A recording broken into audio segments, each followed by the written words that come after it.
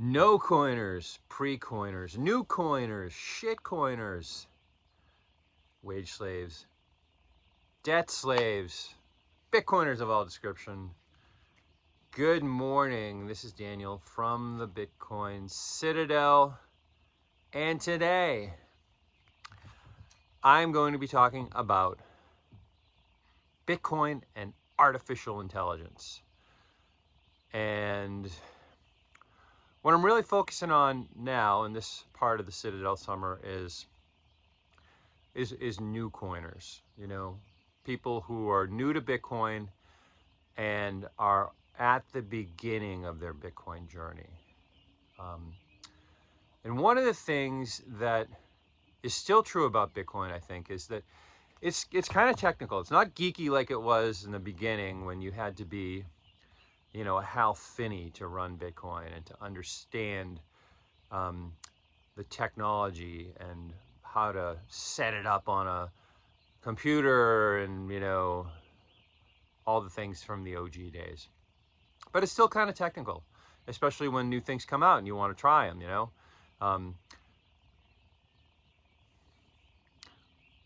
I think the relationship that you need to have with AI in the beginning as a Bitcoiner is keep in mind that what AI is now is an extension of what Google is, right? It was a really interesting post on Twitter recently where it described why when Google was really far ahead in AI, they weren't offering AI. ChatGPT, was able to score a huge part of the market share, and Google just sat there. And the reason is the oldest reason in the world, right? I read a tweet where they described Yahoo as one-dimensional search, right? There wasn't any algorithm behind it, right? Google comes in, they have their famous algorithm, and that's two-dimensional search. And AI can be described as three-dimensional search, right? It took the game to the next level. I can simply, go on my phone and type a prompt into Perplexity. And I like Perplexity AI. That's the one I want you guys to play with first.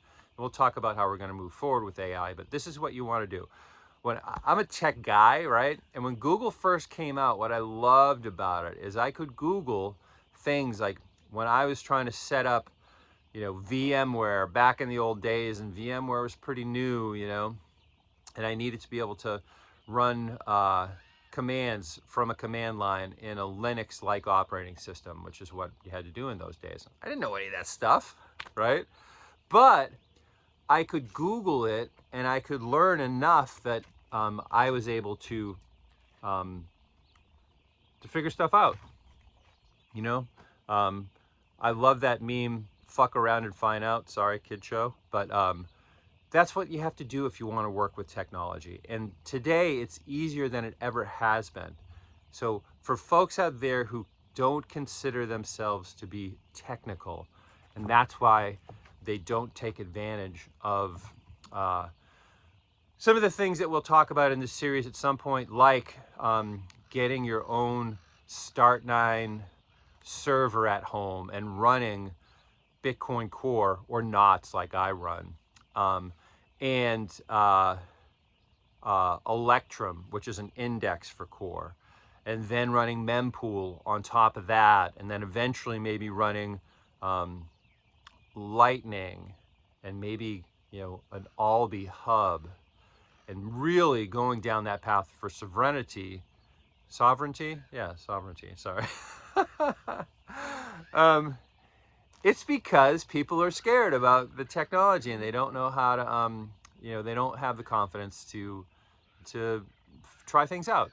Well, that's where AI comes in now, because with an AI like Perplexity, what I like about it is it's not one of those AIs where they trained it, 6 months ago or a year ago, and it doesn't know anything after the date of training. You can go into Perplexity and you can, prompt it about anything, current stuff, like a new wallet in Bitcoin,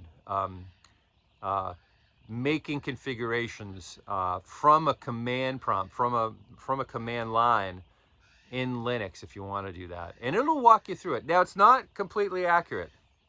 For example, one of the reasons why you may want to get an educator like myself or one of the educators at Bitcoin Citadel to help you, even though you have AI, is I typed into AI recently, just last night when I was, thinking about this video, what exchange would be a good exchange for a new Bitcoiner? And the ones they came up with were all the worst ones. Every one of them was bad, one I would not recommend.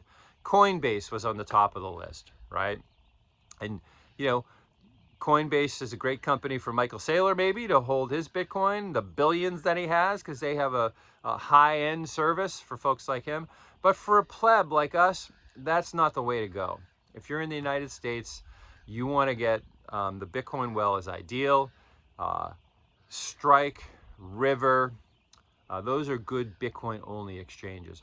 And if you're someone who wants to be even more private about your Bitcoin, there are no KYC exchanges that are available, or you can even just join a Bitcoin community like the Living in the Future community that one of the great Canadian Bitcoiners, Jor, has formed. And you can just trade Bitcoin with a private group of people, right? My point about Perplexity, and I'm going too long. I got to keep it under 10 minutes, is that it gives good information about specific technical things like what commands do I put into a command prompt to get this out? What steps do I need to do? I'm stuck setting up my Sparrow wallet. What do I need to do? So specific technical information it's great at. It's not great at giving advice about what exchange to use in the United States. It's going to give you the worst ones like Coinbase. It's not great about giving you advice like that. I can't remember the other prompts I put in there, but it's like, no, that's the worst possible advice.